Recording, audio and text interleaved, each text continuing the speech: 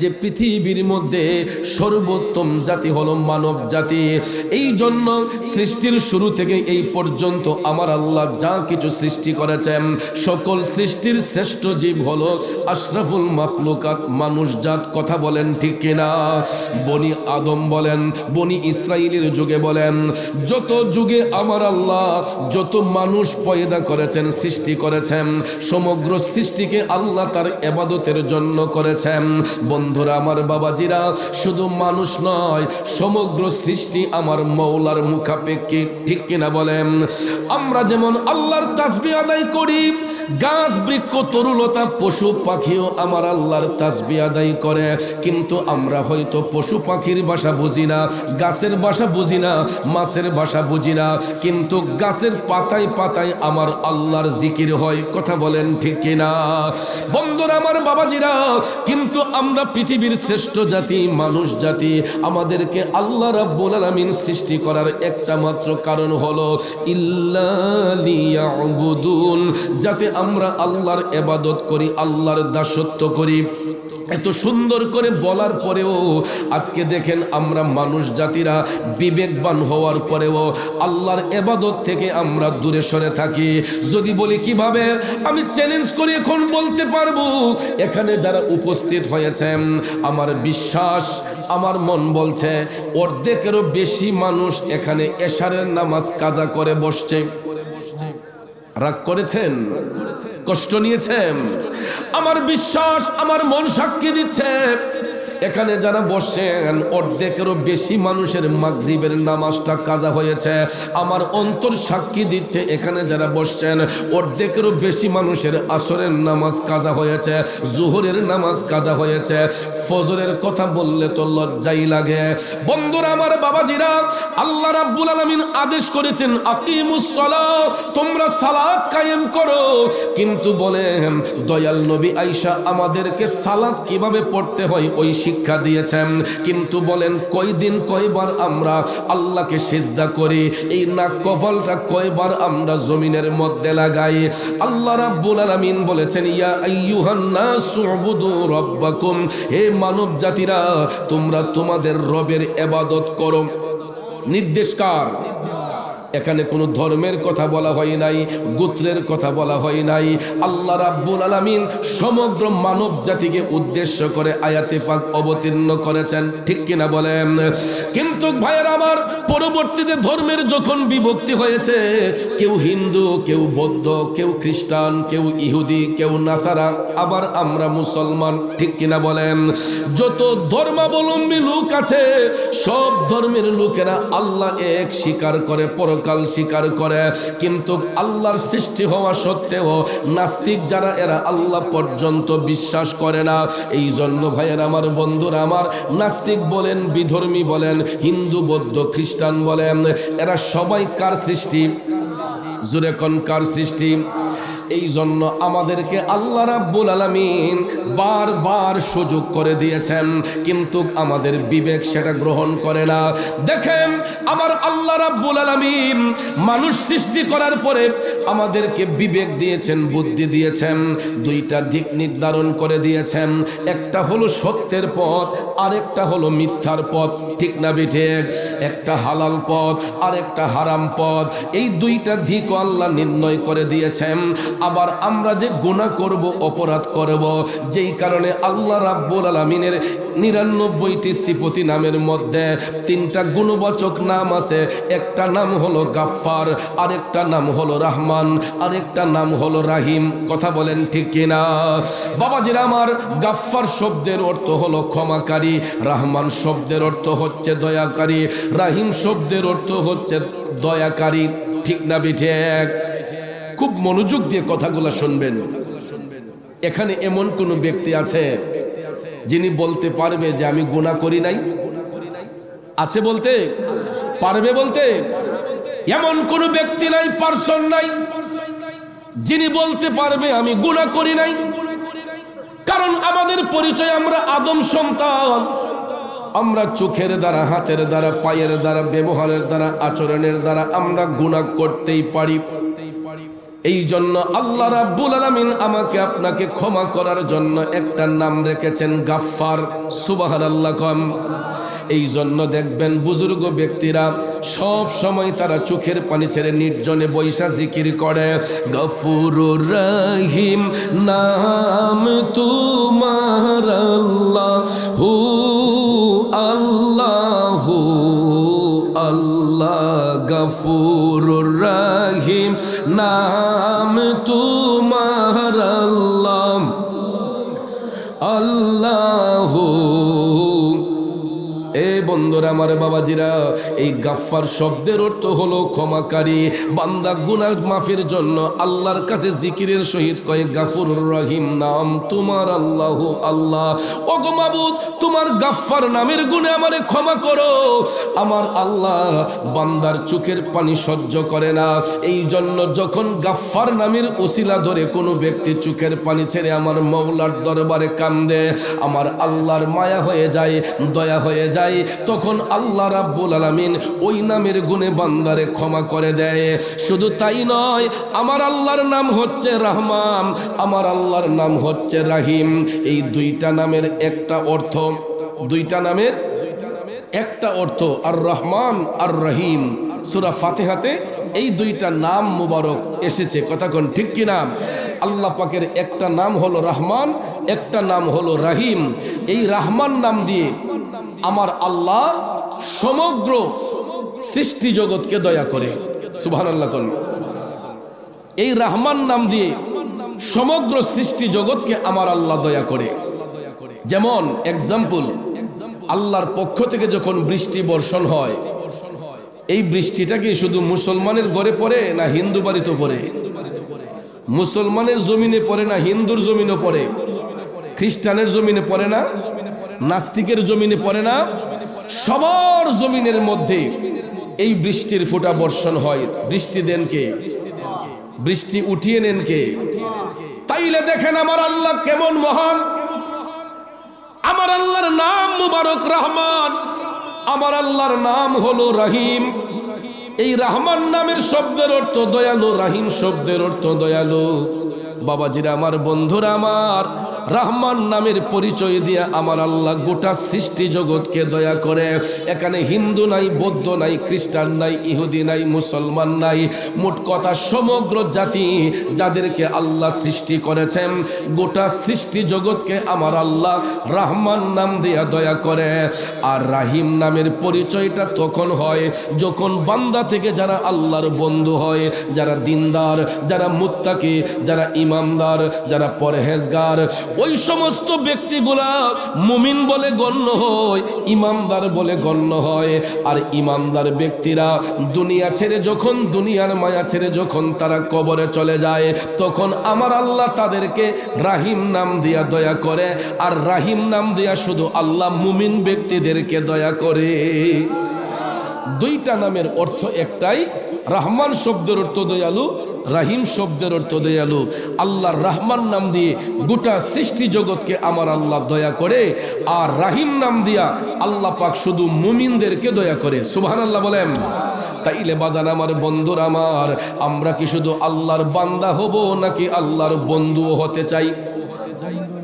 সুদের ব্যবসা করে, ঘুষের ব্যবসা করে, চিটারি বাটপারি করে, এ উত্তর দাররার বাবাজিরা, সুদের ব্যবসা করে আল্লাহর ওলি হওয়া যাবে না, ঘুষের ব্যবসা করে আল্লাহর ওলি হওয়া যাবে না, চিটারি বাটপারি করে আল্লাহর ওলি হওয়া যাবে না, অন্যের হক নষ্ট করে আল্লাহর ওলি হওয়া যাবে না।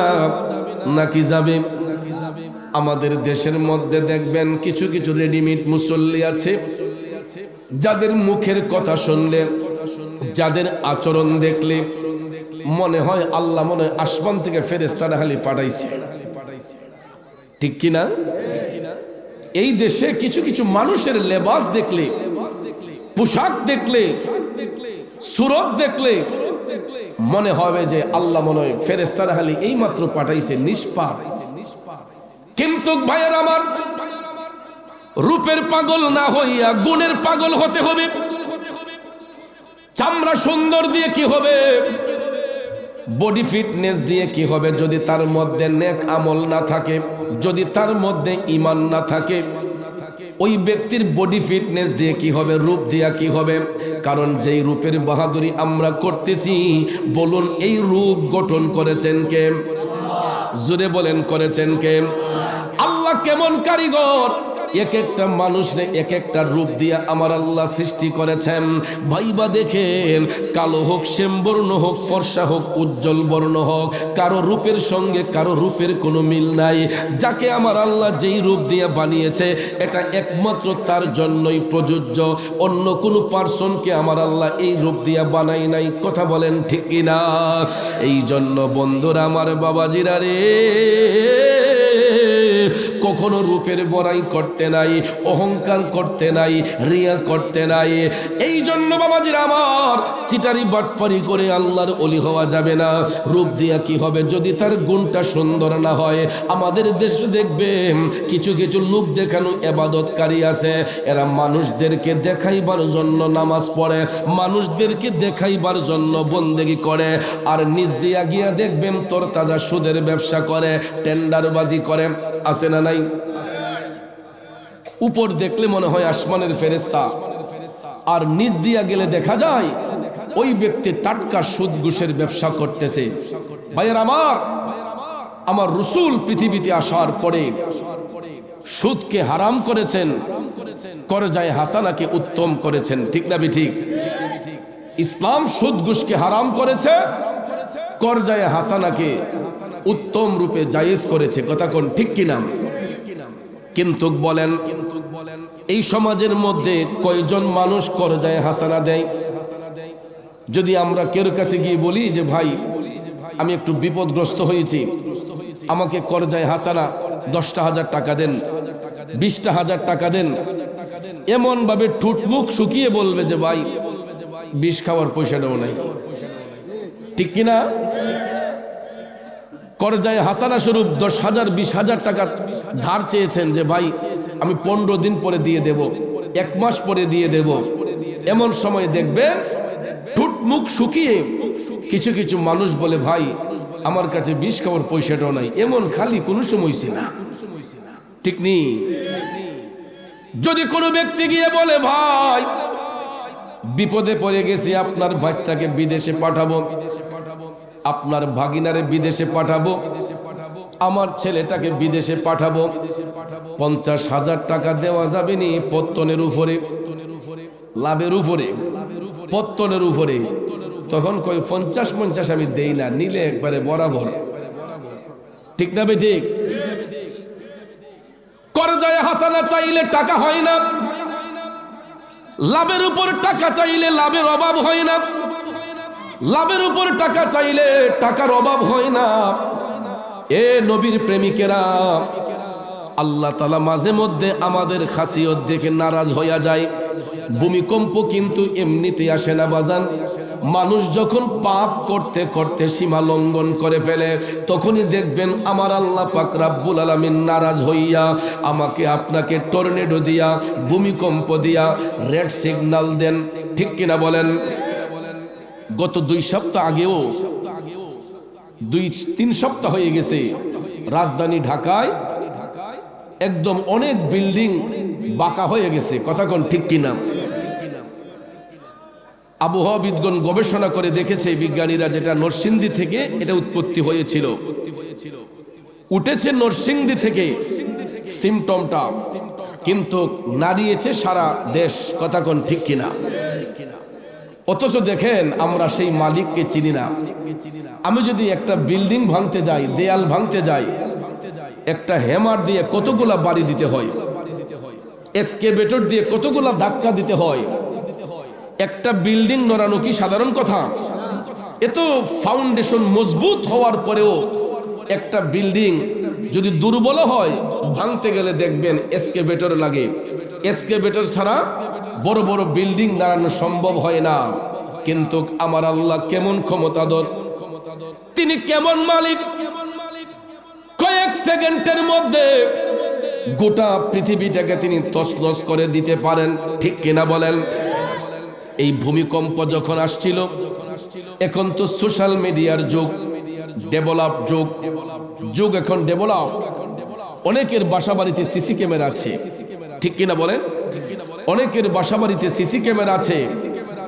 আমি সিসি ফুটেজ গুলা যখন ফেসবুকে আপলোড করা হয়েছে, আমি দেখলাম মা সন্তানকে ডাকতেছে, কিন্তু সন্তানকে নিয়ে বের হবার টাইম পাচ্ছে না।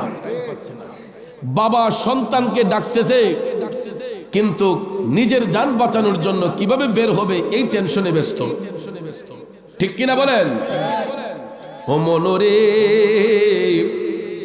মরণ কথা কর স্মরণ, স্ত্রী পুত্র কেউ নয় আপন, ধনরত্ন সবিও কারণ মনরে।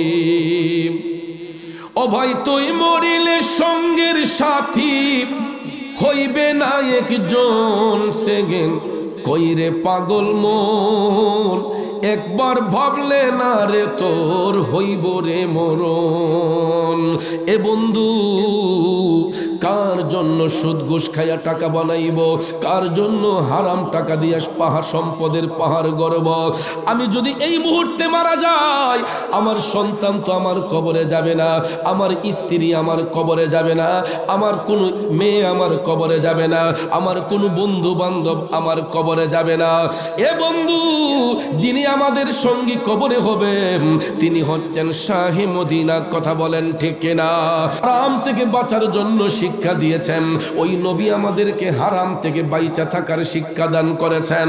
আমি যেই কথাটা বলতে চেয়েছিলাম বাজান, এই যে ভূমিকম্প আমার আল্লাহ দান করলেন, দেখলেন অনেকগুলা বিল্ডিং বাঁকা হয়ে গেছে, অনেকের ঘরের ফার্নিচার গুলা তছনছ হয়ে নড়ছে, অনেকের ঘরের শোকেসের মধ্যে যে কাচের জিনিসগুলা রেখেছিল, এই কাচের জিনিসগুলা অটোমেটিকলি পরে ভেঙে গেছে, ঠিক কিনা?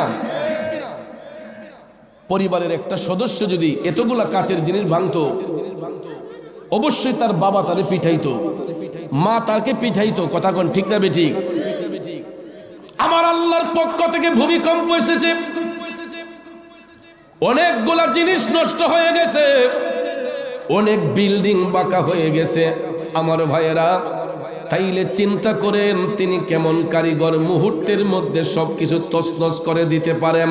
শুধু তাই নয়, এটা 7.1 মাত্রায় ছিল প্রথম ভূমিকম্পের যেই বেগটা। এর পরবর্তীতে কিন্তু আবার বিকাল বেলা হয়েছিল, দুপুর বেলা একটা হয়েছিল, এটা অনেকে অনুধাবন করতে পারে নাই। গত 3 দিন আগে আবার 4.1 মাত্রায় হয়েছে। গত 3 দিন আগে 4.1 মাত্রায় ভূমিকম্প হয়েছে। তখন আমরা টের পাই নাই, আমরা ঘুমের ঘরে ছিলাম। ভোর 6টায় একমাত্র যারা ফজরের নামাজ পড়েছেন তারা একটু টের পেয়েছে। রাজধানী ঢাকাতে, এটাও নরসিংদী থেকে উঠেছে। গভীর মনোযোগ আমার যুবক ভাইয়েরা, বাবাজিরা, 4.1 মাত্রার ভূমিকম্প, এটা ঘুমের ঘরে থাকা অবস্থায় আমার আল্লাহ পাঠাইছিলেন। আপনারা চিন্তা করেন, যদি এটা 10 মাত্রায় হইতো, তার উপরে হইতো, তাইলে বাজান ঘুমের ঘরে আমার আপনার মরণ হইয়া যাইতে পারত কিনা? ঘুমের ঘরে আল্লাহ চাইলে আমাদেরকে মেরে ফেলতে পারেন কি পারেন না? বন্ধুরে, তাইলে একটাবার বিবেকটাকে জিজ্ঞেস করেন, বারবার এই ভূমিকম্পের লক্ষণটা কি? বারবার এই ভূমিকম্প আসার কারণটা কি? আল্লাহর বান্দারা যখন পাপ করতে করতে যখন সীমা লঙ্ঘন করে ফেলে, পাপ করতে করতে যখন সীমা লঙ্ঘন করে ফেলে, তখন আল্লাহ রাব্বুল আলামিন এই ভূমিকম্প দিয়ে আমাদেরকে রেড সিগন্যাল দেন। যেমনিভাবে সমুদ্র বন্দরে, নদী বন্দরে আপনারা দেখবেন অনেক সময় রেড সিগন্যাল দেওয়া থাকে, থাকে না? সমুদ্র সৈকতে যারা ভ্রমণ করতে যায় তাদেরকে দেখবেন, যদি রিস্ক হয়, সমুদ্র কর্তৃপক্ষ যারা আছে এরা দেখবেন আগে থেকে রেড সিগন্যাল দিয়ে রাখে, যে দর্শনার্থীদেরকে বলা হয়, টুরিস্টদেরকে বলা হয় আপনারা এই সিগন্যাল অতিক্রম করবেন না। পুলিশ বাহিনী, বিজিবি তারা আমাদেরকে নিরাপত্তার স্বার্থে অ্যালার্ট করে দেয়। কথা বলেন ঠিক না বেঠিক? আমার যুবক ভাইয়েরা, এই ভূমিকম্প এমনিতে আসে না, একটু গবেষণা করে দেখবেন, রিসার্চ করে দেখবেন, আল্লাহর বান্দারা যখন পাপ করতে করতে যখন সীমা লঙ্ঘন করে ফেলে, তখনই আমার আল্লাহর পক্ষ থেকে আযাবের কিছু দৃশ্য আসে, যাতে আমরা সতর্ক হয়ে যাই। এই বর্তমান সমাজের মধ্যে 80% মানুষ সুদের ব্যবসায় জড়িত, 80% মানুষ সুদের ব্যবসায় জড়িত। মাহফিল কর্তৃপক্ষ আমাকে একটু অনুরোধ করেছেন, হুজুর বর্তমান প্রেক্ষাপট নিয়ে কিছু কথা বলবেন, সুদ ঘুষের বিরুদ্ধে কিছু কথা বলবেন। ভাইয়েরা আমার, সুদ ঘুষের বিরুদ্ধে শুধু আমি বলি না, স্বয়ং আল্লাহ রাব্বুল আলামিন বলেছেন, স্বয়ং রাহমাতাল লিল আলামিন নবী হাদিস শরীফের মধ্যে বলেছেন, বন্ধুরে আমার মদিনার কামলিওয়ালা নবী হাদিস শরীফের মধ্যে সুদ ঘুষের পরিণতিটা কেমন হয়, এই আযাবের দৃশ্যটা আমার মদিনার কামলিওয়ালা নবী আপন চোখ মোবারকে দেখেছেন। এই বিশ্বাস আছে আপনাদের? আর না হলে আমরা কবর সম্পর্কে জানতাম না, হাসর সম্পর্কে জানতাম না, মিজান সম্পর্কে জানতাম না, ফুলসিরাত সম্পর্কে জানতাম না, যদি আল্লাহ রসুলকে না দেখাতেন।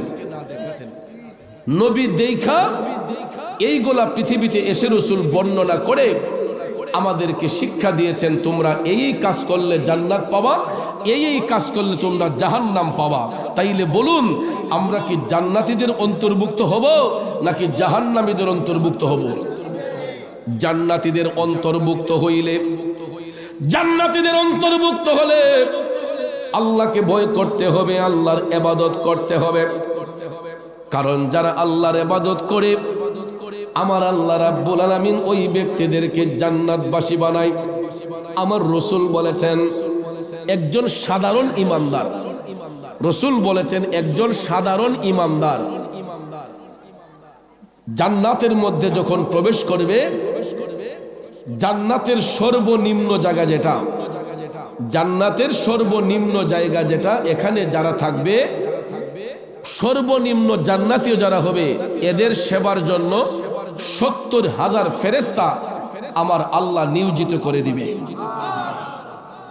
আমার রসুল বলেছেন সর্বনিম্ন জান্নাত যেটা, এখানে যারা বসবাস করবে তাদের জন্য 70,000 ফেরেশতা তাদের সিকিউরিটি গার্ড হবে, তাদের সিকিউরিটির দায়িত্ব পালন করবে। আর 72 জন বেহেশতের হুর গেলমা ওই জান্নাতি পুরুষদের সেবার মধ্যে থাকবে। একদম সর্বনিম্ন জান্নাত যেটা, এটার মধ্যে যদি কোনো মুমিনকে পাঠানো হয় নেক আমলের কারণে, ঈমান এবং আমলের কারণে, রসুল বলেন সর্বনিম্ন জান্নাতে যারা বসবাস করবে এদের এক একজনের জন্য 70,000 ফেরেশতা থাকবে, তাদের সিকিউরিটি গার্ড, তাদেরকে ব্যাকআপ দেওয়ার জন্য, নিরাপত্তা দেওয়ার জন্য। আর 72 জন বেহেশতের হুর থাকবে কন্টিনিউ তাদেরকে আরাম দেওয়ার জন্য। আল্লাহু আকবার, ইয়া রাসূলুল্লাহ, জিন্দাবাদ জিন্দাবাদ, ঘরে ঘরে জালো। ইমানের পথে অবিচল থেকে আমার মরণ যেন হয়, ইমানের পথে অবিচল থেকে আমার মরণ যেন হয়। ঠিক কিনা বলেন এ বন্ধু? কারণ দুনিয়াটা তো আমার আপনার জন্য চিরস্থায়ী নয়। এই যে এত চিটারি বাটপারি আমরা করতেছি, এই যে সুদের ব্যবসা, ঘুষের ব্যবসা আমরা করতেছি, কয়দিন করবেন? 10 বছর, 20 বছর, 30 বছর, 40 বছর, 50 বছর, 60 বছর, 70 বছর, 80 বছর, সর্বোচ্চ 100 বছর, এর চাইতে বেশি না। কিন্তু কবরের জিন্দেগিটা তো একদিন আর 2 দিনের না, 100 বছর আর 50 বছরের না।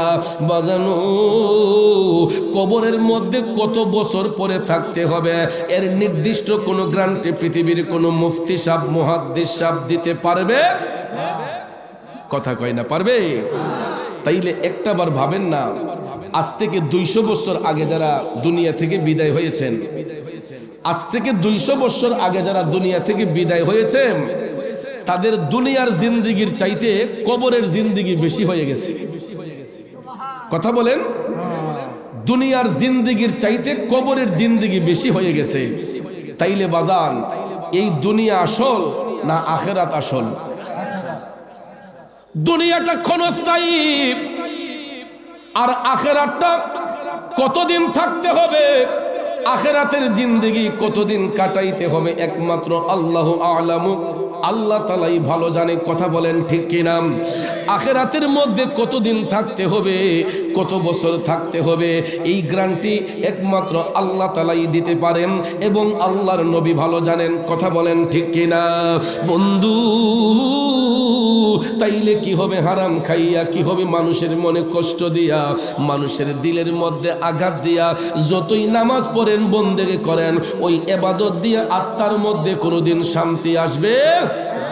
এই জন্য কবি বলেছেন, মন ভাঙ্গে না মসজিদই ভাঙ্গে, ভাঙ্গে আল্লাহর কাবা ঘর, ভাঙ্গে আমার আল্লাহর ঘর, মন মন্দিরে আল্লাহর বাড়ি, ব্যথা দিস না তার ভিতর। ঠিক কিনা কম? আরে মন ভাঙ্গে না মসজিদই ভাঙ্গে, ভাঙ্গে আল্লাহর কাবা ঘর, ভাঙ্গে আমার আল্লাহর ঘর, মন মন্দিরে আল্লাহর বাড়ি, ব্যথা দিস না তার ভিতর। এ বন্ধু, মানুষের দিলের মধ্যে আঘাত দিয়া নামাজ পড়েন, রোজা রাখেন, বন্দেগি করেন, তাসবিহ জপেন, সব কিছু বরবাদ হয়ে যাবে যদি বান্দার মনে কষ্ট দেয়, বান্দা যদি বান্দার হক নষ্ট করে, যতক্ষণ ওই বান্দা ক্ষমা না দিবে, আমার আল্লাহও তারে ক্ষমা দিবে না। কথা বলেন ঠিক কিনা? আমার মদিনার কামলিওয়ালা নবী, মায়ার নবী, দয়ার নবী বলেছেন, সর্বনিম্ন জান্নাতি যারা হবে এদের সেবার জন্য 70,000 নূরের ফেরেশতা থাকবে এবং 72 জন বেহেশতের হুরগেলমা কন্টিনিউ তাদেরকে আরাম দেওয়ার জন্য, সেবা করার জন্য নিয়োজিত থাকবে। এই বলে আমার নবী সর্বনিম্ন জান্নাতের বর্ণনা দিয়েছেন। এখন জান্নাতুল ফেরদাউসের বর্ণনা করলে অনেক সময় চলে যাবে। আসুন আমরা অন্য দিকে যাই, জাহান্নামের আলোচনার দিকে যাই। আমার রাসূল জান্নাত দেখার আগেও জাহান্নাম দেখতে ইচ্ছে পোষণ করেছিলেন। আগে প্রথম আসমানে গিয়ে আল্লাহ যখন অনুমতি দিলেন নবীকে দেখানোর জন্য, জান্নাত জাহান্নামকে সুসজ্জিত করে রাখলেন, রাসূল বললেন, জিবরাইল, আমি জান্নাত পরে দেখব, আগে জাহান্নাম দেখতে চাই, আগে আমি জাহান্নাম দেখতে চাই। কারণ জান্নাতে তো অবশ্যই ভালো জায়গা, সেখানে মানুষ ভালোভাবেই থাকবে। রাসূল বললেন, জিবরাইল, আমি আগে জাহান্নাম দেখতে চাই। জিবরাইল আলাইহিস সালাম বললেন, নবী গো, এটা আপনার ইখতিয়ার, আল্লাহ রাব্বুল আলামিন দুইটাকেই আপনার জন্য সুসজ্জিত করে রেখেছেন। জিবরাইল আলাইহিস সালাম নবীজির খাদেমের দায়িত্ব পালন করেন। আমার মদিনার কামলিওয়ালা নবী, মায়ার নবী, দয়ার নবীজি জাহান্নামের দরজা দিয়ে প্রবেশ করলেন। ফেরেশতারা আমার রাসূলকে অভ্যর্থনা জানানোর পরে জাহান্নামের গেট দিয়ে আমার নবী প্রবেশ করেই দেখতেছেন দুর্গন্ধ পাওয়া যাচ্ছে। নবীজির নাক মুবারকের মধ্যে দুর্গন্ধ আসতেছে। হঠাৎ করে আমার রাসূল সামনের দিকে তাকাইয়া হঠাৎ করে দয়াল নবী দেখতেছেন কিছু কিছু লোক দেখা যাচ্ছে যাদের পেট গোলা অনেক উঁচা উঁচা, পেটের চামড়া গুলা খুবই পাতলা, সাপ বিচ্ছু গুলা তাদের পেটের মধ্যে দৌড়াদৌড়ি করতেছে। নাউজুবিল্লাহ বলতেন না? পিছনের বাইরা আরো জোরে এখন না, নাউজুবিল্লাহ। আল হাক্কু মুররুন, সত্য কথা তিতা লাগে, কিন্তু সত্যটা গ্রহণ করবেন আমার উত্তরদাররার বাবাজিরা। বর্তমানে দেখবেন, আমি ইতিপূর্বে একটা আলোচনায় বলেছিলাম, বড় লোকদের ড্রয়িং রুমের ভিতরে আপনারা দেখবেন কর্নারের মধ্যে অ্যাকোরিয়াম বানিয়ে রাখছে। কারো ঘরে ছোট অ্যাকোরিয়াম, কারো ঘরে বড় অ্যাকোরিয়াম। অ্যাকোরিয়াম কোনটা জানেন? গ্লাস ফিটিং করে দেখবেন হরেক রকমের মাছ এটার ভিতরে ছাইরা দিছে। বৈদ্যুতিক চার্জের মাধ্যমে দেখবেন বিদ্যুতের সুইচ অন করলে একটা বাতি জ্বলে, পানিগুলা ঝিলমিল করে, কালারিং পেপার যখন দিয়ে দেয় সাইডে, হরেক রঙের মাছ আপনারা দেখবেন এটার ভিতরে ছাড়ে।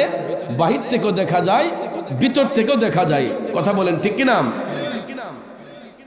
যুবক ভাইয়েরা আমার, মুরব্বী বাবাজিরা আমার, বিজ্ঞান আবিষ্কার করেছে অ্যাকোয়ারিয়াম, কিন্তু বিজ্ঞানীকে যদি জিজ্ঞেস করা হয়, বিজ্ঞানী ভাই আপনি কোন জিনিসটা নিয়ে গবেষণা করে অ্যাকোয়ারিয়ামের আবিষ্কার করেছেন, বিজ্ঞানী স্পষ্ট করে বলে দেবে আমার নবীর বর্ণনা অনুসারে সুদকুর ঘুষখোরের পেটকে রিচার্জ করে, সুদকুর ঘুষখোরের পেটকে রিচার্জ করে। নারায়ে তাকবীর, নারায়ে রিসালাত, নারায়ে রিসালাত।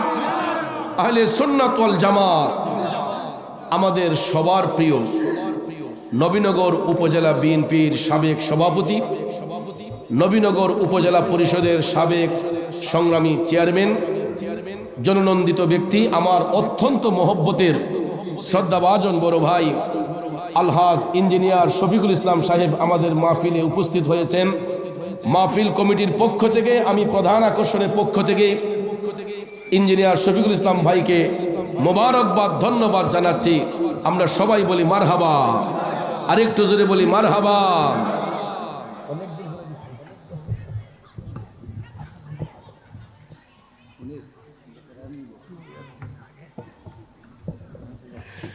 আমরা সবাই বলি মারহাবা। একটু দুরূদ শরীফ পড়েন, আল্লাহুম্মা সাল্লি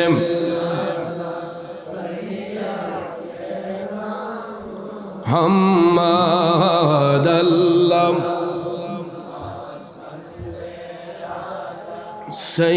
সাইয়্যিদিনা আদনা বিয়ানা মাওলানা মুহাম্মদ দিন থাকিতে করো মনে রে পরো কালের ভাবনা, ভাইরে খালি হাতে যাবে চলে, সঙ্গে কিছুই যাবে না। আল্লাহুম্মা সাল্লি, একটু চাইপা বসেন সবাই, পিছনের বাইরা যাতে বসতে পারে। মুহাম্মাদ আল্লাহুম্মা সাল্লি আলা মুহাম্মাদ নবী, চাইপা যান সবাই। মাওলানা আদনা বিয়ানা মাওলানা। আমার যুবক ভাইয়েরা একটু মনোযোগ, লম্বা চড়া কথা বলবো না, আর অল্প কিছু সময়। যেই কথা বলতে চেয়েছিলাম, বিজ্ঞানীকে যদি বলা হয়, ও বিজ্ঞানী ভাই আপনি যে অ্যাকোয়ারিয়াম আবিষ্কার করেছেন, কি নিয়ে গবেষণা করে, বিজ্ঞানী স্পষ্ট করে বলে দিবে দয়াল নবীর জবান মোবারকের বাণী হাদিস শরীফ থেকে রিচার্জ করে, সুদখোর ঘুষখোরের পেটকে রিচার্জ করে অ্যাকোয়ারিয়ামের আবিষ্কার করা হয়েছে। কারণ অ্যাকোয়ারিয়ামের ভিতরে মাছ ছেড়ে দিলে গ্লাসের বাহির থেকেও দেখা যায়, ভিতর থেকেও দেখা যায়, ঠিক কিনা বলেন? আমার রসুল জাহান্নাম দর্শনে যখন গেলেন, জাহান্নামে প্রবেশ করে রসুল গিয়ে দেখতেছেন এইরকম কিছু কিছু মানুষ যাদের পেট গোলা উঁচা উঁচা, পেটের চামড়া গোলা খুবই পাতলা, সাপ বিচ্ছুগুলা তাদের পেটে কিলকিল করছে। আমার রসুল টপ টপ করে চোখের পানি ছেড়ে কান্না করছেন। হঠাৎ করে নবীজির চোখের পানি দেখে জিব্রাইল আলাইহিস সালাম ডেকে বলতেছেন, নবী গো, ও গো মায়ার নবীজি, এই লোকগুলা হলো আপনার উম্মতের মধ্যেই একদল লোক, এরা দুনিয়ার মধ্যে হারাম খাইতো ইয়া রাসূলুল্লাহ, এরা দুনিয়ার মধ্যে সুদ খাইতো, ঘুষ খাইতো। নবী গো, এরা পরের সম্পদ আত্মসাৎ করত, এরা এতিমের সম্পদ লঙ্ঘন করত, এরা এতিমদেরকে ঠকাইতো। এই জন্য নবী গো, আমার আল্লাহ তাদের উপর নারাজ হইয়া এই হারাম সম্পদগুলা সাপ বিচ্ছুতে পরিণত কইরা তাদের পেটটারে ফুটবলের মতো বানাইয়া দিছে, উঁচা বানাইয়া দিছে, আর পেটের চামড়াগুলা আল্লাহ পাতলা করে দিয়েছে, যাতে সবাই দেখতে পারে ওই জাহান্নামী ব্যক্তিগুলা দুনিয়াতে সুদ খাইছে, ঘুষ খাইছে, আর ওই হারাম সম্পদগুলা পেটে গিয়া সাপ বিচ্ছুতে পরিণত হয়েছে।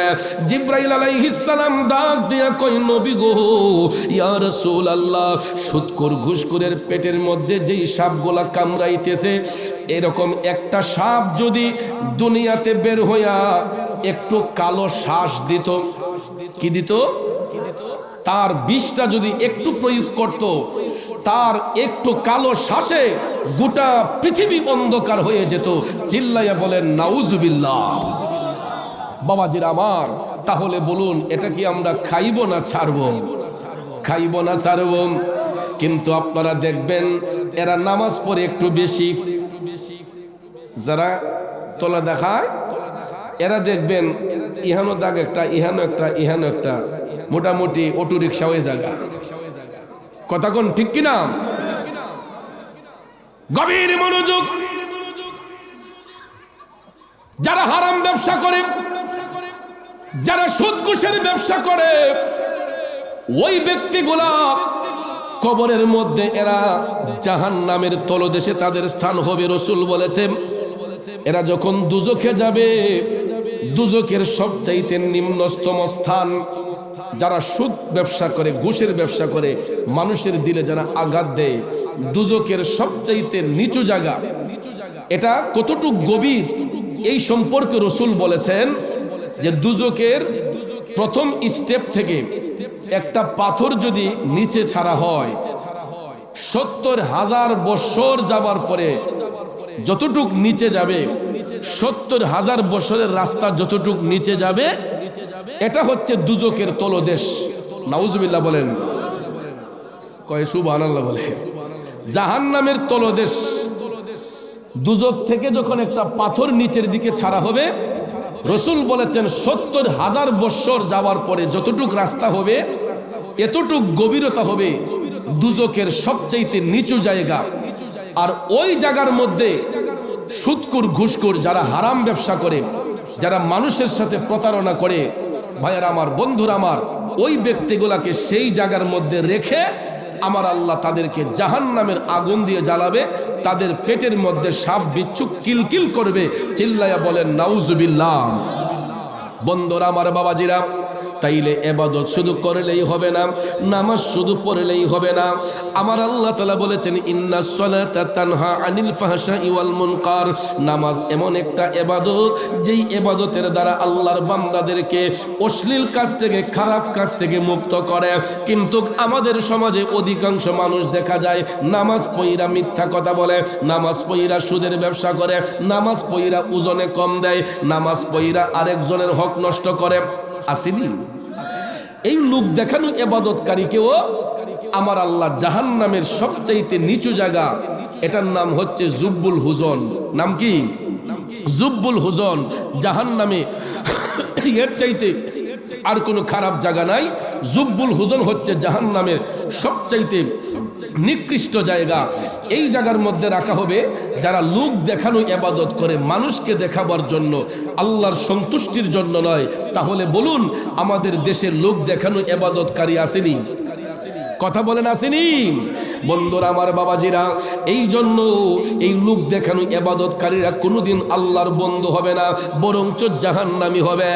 আর যাদের ইবাদতের মকসদ হবে আল্লাহকে খুশি করার জন্য, যাদের ইবাদতের মূল উদ্দেশ্য হবে আল্লাহকে রাজি করার জন্য, আমার আল্লাহ ওই বান্দাদেরকে সৎকর্মের কারণে বন্ধুরূপে গ্রহণ করে নিবে। কথা বলেন ঠিক কিনা? কিন্তু আমরা সমাজের মানুষগুলা যাচাই বাছাই না করে দেখবেন এই সমস্ত মুমিন ব্যক্তিদের বিরুদ্ধে আমরা তহমত দেই, তাদের চরিত্র নিয়ে আমরা কথা বলি। আপনারা ইতিমধ্যে দেখেছেন এই স্বাধীন সোনার বাংলাদেশে মানুষ সম্প্রীতি হারিয়ে মানুষের বাক স্বাধীনতা নষ্ট হয়ে গেছে। এই বর্তমান সময়ে আপনারা লক্ষ্য করেছেন 5ই আগস্টের পর থেকে এই পর্যন্ত বাংলাদেশের মধ্যে অনেক ওলি আল্লাহর মাজার শরীফ ভাঙচুর হয়েছে। ঠিক কিনা বলেন? প্রায় 250-র মতো মাজার শরীফ। এরই মধ্যে উল্লেখযোগ্য 90 থেকে 95টা মাজার শরীফের ইট খোলা হয়েছে, ভাঙ্গা হয়েছে। আপনারা বলেন মাথার মধ্যে লম্বা চুল হয়েছে, লম্বা চুলে উকুন ধরছে, উকুন তাড়ানোর জন্য চুল কাটবো না মাথা কাটবো? চুল কাটবো না মাথা কাইটা নেব? তাইলে মাজার শরীফের মধ্যে যদি কোনো ভণ্ডামি হয়, ওলি আল্লাহর মাজার শরীফের মধ্যে কোন রকম ভণ্ডামি হলে আমরা এটা প্রতিহত করব, তাদেরকে বুঝাবো ইসলাম তো মারামারির নাম নয়, কাটাকাটির নাম নয়, ঠিক কিনা বলেন? ইসলাম মারামারির নাম নয়, কাটাকাটির নাম নয়। ইসলাম হচ্ছে শান্তির ধর্ম, ইসলাম হচ্ছে মানবতার ধর্ম। যখন এই দেশ হিন্দু অধ্যুষিত ছিল, এই ভারত উপমহাদেশ যখন হিন্দু অধ্যুষিত ছিল, মুসলমানদের তো তখন কোনো বাক স্বাধীনতা ছিল না। ছিল না। আপনারা এখন হয়তো ব্রাহ্মণবাড়িয়া জেলার অধীনে, বাংলাদেশের রাজধানীর ব্রাহ্মণবাড়িয়া জেলার অধীনে, কিন্তু দেশ স্বাধীনের আগে আমরা ছিলাম ত্রিপুরা রাজ্যের অধীনে। ইতিহাস পরে দেখবেন যখন হিন্দুরা এই দেশ শোষণ করত, ঠিক কিনা বলেন? গতকালকে যেখানে প্রোগ্রাম করেছি কাইতলায়, সেখানে একটা জমিদার বাড়ি ছিল। নবীনগরে হয়তো আরো জমিদার বাড়ি হিন্দুদের ছিল না? এই হিন্দু জমিদাররা মুসলমানদেরকে কামলা খাটাইতো, মুনি খাটাইতো। ইতিহাস পরে দেখবেন তাদের বাড়ির সামন দিয়ে কোনো মুসলমান জুতা পাও দিয়ে যেতে পারে নাই। হিন্দু জমিদারদের বাড়ির সামন দিয়ে মাথায় ছাতা ধরে যাওয়া যায় নাই। জুতাগুলা বগলে নিয়ে, ছাতাটা বগলে নিয়ে, মাথাটা নিচু করে তাদের বাড়ির সামন দিয়ে যেতে হতো। মুসলমানদের কোনো বাক স্বাধীনতা ছিল না। কিন্তু এই দেশে আমরা এখন বর্তমানে সংখ্যাগরিষ্ঠ মুসলমান বেশি, 95% মুসলমান বাস করতেছে। এর পিছনে সবচেয়ে বড় অবদান হচ্ছে আল্লাহর ওলিদের, নেককার সালেহীন বান্দাদের। এই উত্তর দাররার বাবাজিরা গভীর মনোযোগ। যারা আল্লাহর ওলি হয় এরা তো সুদ ঘুষের ব্যবসা করে না। যারা আল্লাহর বন্ধু হয় এরা হারাম খায় না, মানুষের কষ্ট দেয় না, মানুষের হক নষ্ট করে না। আল্লাহর ওলিগণ মানবতা বোধ রেখে, শালীনতা দিয়ে, ভদ্রতা দিয়ে, কোরআন সুন্নাহর আলোকে বেদিনের অন্তরে দিনের মহব্বত পয়দা করেছেন, ঠিক কিনা বলেন? বন্ধুরা আমার, বাবাজিরা, আমাদের দেশের মধ্যে দেখবেন কিছু কিছু রেডিমেড মুসল্লি আছে, লোক দেখানো ইবাদতকারী আছে। এরা দেখবেন অহরহ আল্লাহর ওলিদেরকে নিয়ে মন্তব্য করে, আল্লাহর ওলিদেরকে নিয়ে গীবত করে, আছে না? কয় এরা বলে ওলি আল্লাহ যারা মজনুন পাগল যারা, কয় এরা বলে নামাজ পড়ে না। আপনি দেখলেন কেমন এরা নামাজ পড়ে না? কিশোরগঞ্জ জেলায় একটা মসজিদ আছে, নাম হলো পাগলা মসজিদ।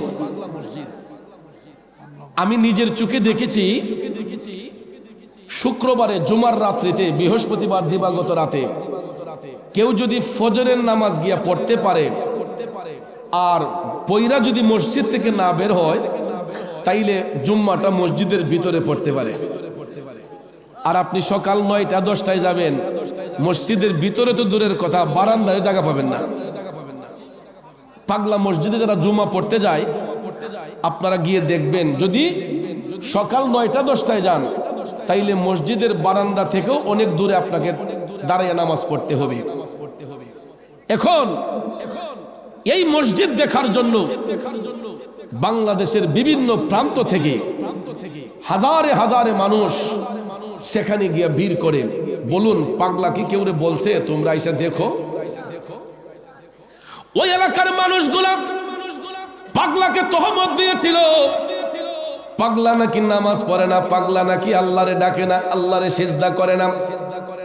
ভাইয়ের আমার, বন্ধুরা আমার, লোক দেখানো ইবাদতকারীকে আমার আল্লাহ পছন্দ করে না। এই জন্য দুনিয়া লোভী মানুষগুলা যখন ঘুমের ঘরে চলে যায়, দুনিয়া লোভী মানুষগুলা যখন ঘুমের ঘরে চলে যায়, আল্লাহর পাগল যারা হয়, মাজনুন যারা হয়, এরা তখন দেখবেন নির্জনে আমার মৌলারে নির্জন স্থানের মধ্যে যাইয়া আমার আল্লাহকে সিজদার মাধ্যমে মৌলার সাথে একটা প্রেমের কালেকশন ফিট কইরা রাখে। কথা কোন ঠিক কিনা? আমার নবীনগর উপজেলার বাবাজিরা, ওই কিশোরগঞ্জের পাগলার উপর অনেকে পাথর ছুঁড়ে মারত, অনেকে তাকে রক্তাক্ত করত, কিন্তু পাগলা বলতো রাখ রে রাখ, তোরা আমারে চিনলি না, তোরা তো ভাবস আমি দুনিয়া লোভী পাগল, আমি দুনিয়ার পাগল না রে, আমি আমার মৌলার প্রেমের পাগল। পাগলা চোখের পানি ছেড়ে কান্ত দয়াল আল্লাহ রে, কি নাম জপলে পাবো তোমারে দয়াল আল্লাহ রে, কি নাম জপলে পাবো তোমারে। দুনিয়ার মানুষরা নিন্দা করত, পাগলার সম্মান আল্লাহর দরবারে বৃদ্ধি হতো। আর এমন ভাবে বৃদ্ধি হয়েছে, আপনারা কিশোরগঞ্জের পাগলা মসজিদ দেখার জন্য কোটি কোটি মানুষের গিয়ে সেখানে ভিড় হয়। প্রতিদিন প্রতিনিয়ত হাজারে হাজার মানুষ যাচ্ছে। কোত্থেকে যাচ্ছে, কোন জায়গা থেকে আসছে, কাউকে কোনো দাওয়াত দিতে হয় না, অটোমেটিকলি যাইয়া সেখানে তারা নজরানা দিচ্ছে, হাদিয়া তুহফা দিচ্ছে। আর ওই হাদিয়াগুলা গনতে গেলেও কয়েকজন লোক লাগে। কোটি কোটি টাকা বস্তা দিয়ে টাকা গনতে হয়, বস্তা দিয়ে টাকাই না গনতে হয়। পাগলা বলছিল যে আমি নামাজ পড়ি না, রাগ তরারে নামাজের জায়গা দিয়ে যাই। তখন পাগলা মসজিদ বানাইয়া দুনিয়া থেকে চলে গেছে আল্লাহর ইবাদত করার জন্য।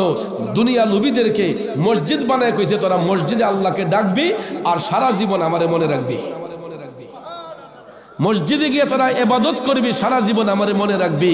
ভাইয়ার আমার, এই জন্য লোকের মন্দ পুষ্পচন্দ আজকে যারা এই সমাজে ওলি আল্লাহর মাজার শরীফে হামলা করেছে, ভাঙচুর করেছে, এরা কোনো হিন্দু পাড়ার লোক নয়, খ্রিস্টান পাড়ার লোক নয়, বৌদ্ধ পাড়ার লোক নয়। খোঁজ নিয়ে দেখেন এরা দাড়িওয়ালা, টুপিওয়ালা, জুব্বাওয়ালা। আমার প্রশ্ন হলো, তৌহিদি জনতার নাম দিয়া যারা মাজার শরীফ ভাঙচুর করে, আল্লাহর ওলিদের সামনে গুস্তাখি করে, এরা কোনোদিন ইমামদার হতে পারে না, ঠিক কিনা বলেন? এরা কোনোদিন মুমিন হতে পারে না।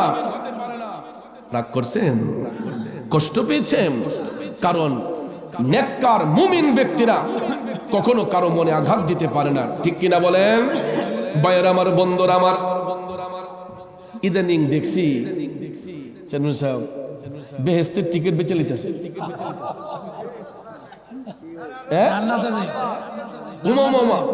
মাথার মাঝে টুপি দিয়া, দাড়ি টুপি জুব্বা দিয়া, ওখান দেখতেছি অ্যাডভাইস শুরু হয়েছে, কয় বেহেশতের টিকিট লাগবো কার কার, কেডা কেডা পাইছেন না হাত তুলেন।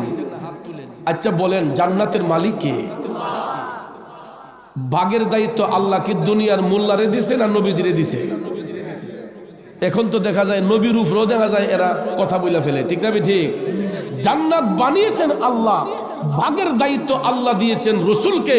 রসুল স্পষ্ট করে বলেছেন আল্লাহুল ইউতি ওয়া আনা কাসিম, আল্লাহ হচ্ছেন দেনেওয়ালা, আমি রসুল হচ্ছি বন্টনওয়ালা। 8টা জান্নাত বানিয়েছেন আল্লাহ, কিন্তু ভাগের দায়িত্ব আল্লাহ দিয়েছেন দয়াল নবীজিকে। এই জন্য রাব্বুল আলামিন আয়াতুল কুরসির মধ্যবর্তী অংশে বলেছেন মানজাল্লাযী ইয়াশফাউ ইনদাহু ইল্লা বিইذনি, আল্লাহ বলেন কে আছো? সেই ব্যক্তি যে আমার অনুমতি ব্যতীত হাসরের ময়দানে আমার কাছে সুপারিশ করবে। এটার তাফসির করতে গিয়ে রুহুল বয়ান প্রমাণ করেছে হাসরের মাঠে আল্লাহ তাআলা সর্বপ্রথম সুপারিশের দায়িত্ব দিবেন রসুলকে। কে জান্নাতি হবে, কে জাহান্নামী হবে, এই সার্টিফিকেট আমার রসুল আমার মৌলার কাছে উত্থাপন করবে, ঠিক কিনা বলেন? এই জন্য আমার ভাইয়েরা, জান্নাত বানিয়েছেন আল্লাহ, ভাগের দায়িত্ব আল্লাহ দিয়েছেন নবীজিকে। কিন্তু বর্তমানে দেখা যায় দাড়ি টুপি জুব্বা লাগাইয়া বেহেশতের টিকিট এই দেশের মোল্লারাও বিক্রি করে ফেলে, ঠিক কিনা কম? তার মানে বোঝা গেল এখানেও চিটারি বাটফারি আছে, ঠিক কিনা বলেন? এই জন্য কবি বলছেন কোরআন হাদিস খুইলা দেখো ভাই, আদম তো সামান্য নয়, ঠিক না ঠিক? বন্ধুরা আমার, বাবাজিরা, আল্লাহ রাব্বুল আলামিন যদি তাদেরকে হেদায়েত না করে কেউ করতে পারবে না। আল্লাহ যেন তাদেরকে হেদায়েত দান করে। আমি যেই কথাটা বলতে চেয়েছিলাম, ওই কিশোরগঞ্জের পাগলা, সে হয়তো দুনিয়া নবী মানুষদের সামনে দেখায় ইবাদত করে নাই, কিন্তু নির্জনে যাইয়া আমার আল্লাহকে সিজদা করেছে। আল্লাহর ইবাদত করার কারণে হয়তোবা আল্লাহ তাকে বন্ধুরূপে গ্রহণ করেছে। যার জ্বলন্ত কারামত হচ্ছে এই পাগলা মসজিদ, যেখানে কোটি কোটি টাকা। এটার সভাপতি মাননীয় ডিসি মহোদয়। যদি ডিসি মহোদয় সভাপতি না হইতো, তাইলে আমার মনে হয় এই টাকার ভাগ লইয়া মার্ডার মনের প্রতি মাসে 1-2টি গলে গেলে। কারণ মানুষের মধ্যে এখন যেই লোভ, টাকার লোভ হইলে তো মানুষকে খুন করতেও দ্বিধা করে না। ঠিক কিনা বলেন? ভাইয়ের আমার, বন্ধুরা আমার, আরেকটু দুরূদ শরীফ পড়তে হবে, জায়গা হচ্ছে না। আল্লাহুম্মা সাল্লি আলা, মেহেরবানি করে একটু আগায় যান, ডাইনে বামে একটু আগায় যান, পিছনের ভাই অনেক আসতেছে, তারা বসতে হবে। আল্লাহুম্মা সাল্লি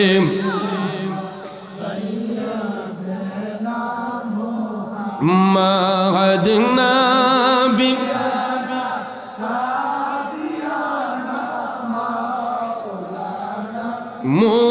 মুহাম্মদ নবী শাফি মাওলানা আল্লাহ তুমি দয়া করো, নসিব করো মদিনা। আল্লাহ তুমি দয়া করো, নসিব করো মদিনা। দয়াল নবী না দেখাইয়া কবর দেশে নিও না। আল্লাহুম্মা সাল্লি সাইয়্যিদিনা মুহাম্মদ নবী, মাশাআল্লাহ, মাওলানা আদনাবি মাওলানা। আমার বাবা